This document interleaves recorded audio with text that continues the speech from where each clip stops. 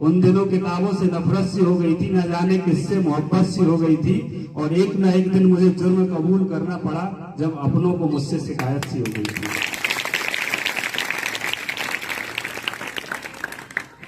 जिंदगी अधूरी पड़ गई थी, क्या जिंदगी अधूरी पड़ गई थी, फिर मुझे किताबों का सहारा लेना पड़ा, जब मुझे जीने के लिए नौकरी की जरूरत सी हो गई थी। जाओ, जो पढ़ाई जो कि बहुत जरूरी है, हम लोग लगभग 18 वर्ष 20 वर्ष पढ़ाई करते हैं। बचपन से अगर जोड़ा जाए, पढ़ते हैं कि नहीं पढ़ते? क्या मिलता है 18 वर्ष तक? कुछ नहीं मिलता। वजीफा मिलता होगा, मध्याह्न भोजन मिलता होगा, इसके अलावा। लेकिन जब हम अपने लक्ष्य को प्राप्त करते हैं, वही हमारी सफलता होती है। और बहुत से लोग जो नहीं कर पाते, वो जाके भैंस चराते हैं, तो फिर उन्हें लगता है कि वो 18 साल उनके खराब हो गए। हालांकि शिक्षा का हर एक पल, हर एक घंटा, हर एक मिनट जब हम कुछ सीखते हैं, वो खराब नहीं होता। बुक से अच्छा कुछ नहीं हो सकता। यदि आप किताबों को अपना गुरु मानेंगे, किताब का मार्गदर्शन लेंगे, उस किताब में हर चीज लिखी होती है।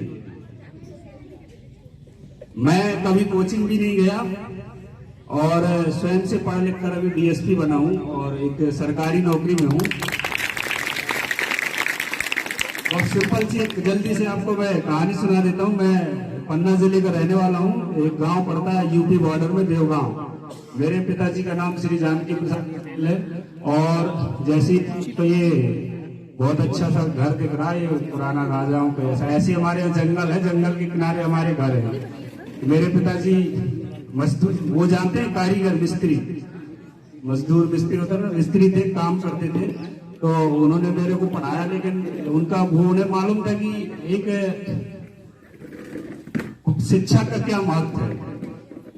ये जिसके पिता जानते होंगे और जो बच्चा जानने रहेगा, वो शिक्षा की ओर जाएगा। और शिक्षा किस तरह से जिंदगी बदलती है, मैं आपको ये सुनाना चाहता हूँ। तो मैं पढ़ता रहा, पहली से लेकर 8वीं तक सरकारी स्कूल में पढ़े। हम गांव में बचपन में पैदल जाते थे, साइकिल चलाकर जाते थे। इसके बाद एक्सीलेंस स्कूल पन्ना में पढ़ाई जिले में टॉप किया।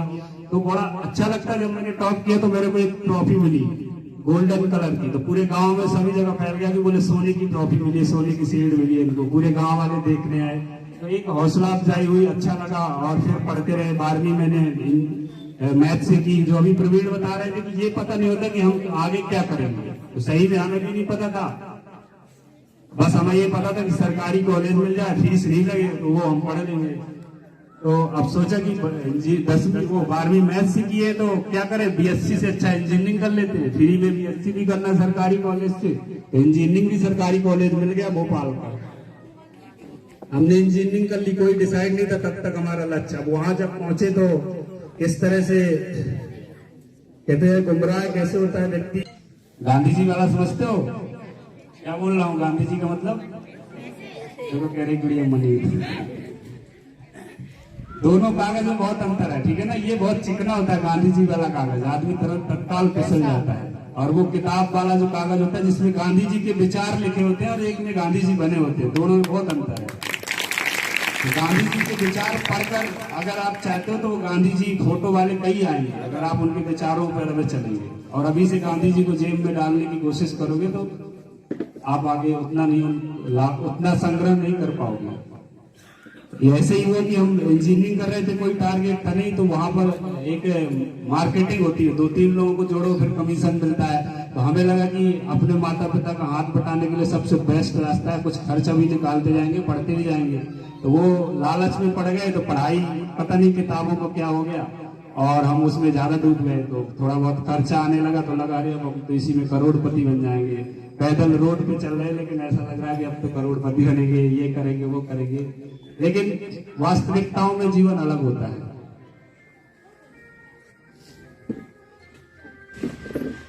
मैंने उस समय लिखा था कि उन दिनों किताबों से नफरत सी हो गई थी, ना जाने किससे मोहब्बत सी हो गई थी।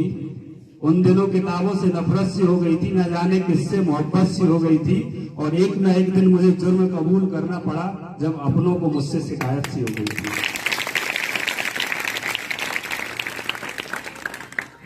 जिंदगी अधूरी पड़ गई थी, क्या जिंदगी अधूरी पड़ गई थी, फिर मुझे किताबों का सहारा लेना पड़ा, जब मुझे जीने के लिए नौकरी की जरूरत सी हो गई थी।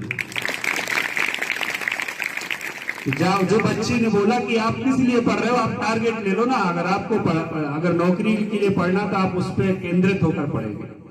फिर मैंने इंजीनियरिंग तो कंप्लीट हो गई, घसीटा वाली 3 तरह की वो पढ़ाई होती है। एक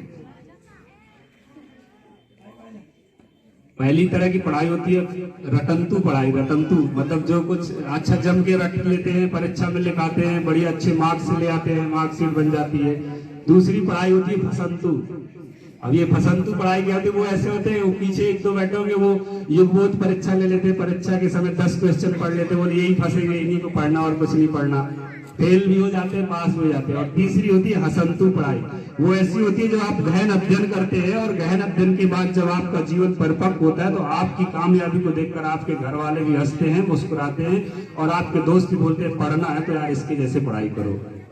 तो हमने ये वाली नहीं पढ़ी थी इंजीनियरिंग, हमने फसंतु वाली की थी, तो हमारी डिग्री हो गई थी। अब बाद में जब हमें लगा कि हम नौकरी की जरूरत है तो फिर वो बिजनेस जो हम कर रहे थे उसको छोड़ा, फिर पढ़ाई की, फिर वापस किताबों के पास आए। और मैं जो ने बताया था मैंने शुरू में कि किताब कभी गुमराह नहीं करी, फिर हमने किताब के अलावा किसी का सहारा नहीं लिया। और आज के समय में मोबाइल तो सभी लोग यूज करते होंगे, करते कि नहीं करते? कितने लोग ही मोबाइल चला लेते? हाथ उठाना, वो मत उठाना जो इंस्टाग्राम में रील बनाने के लिए चलाते हैं। इसके अलावा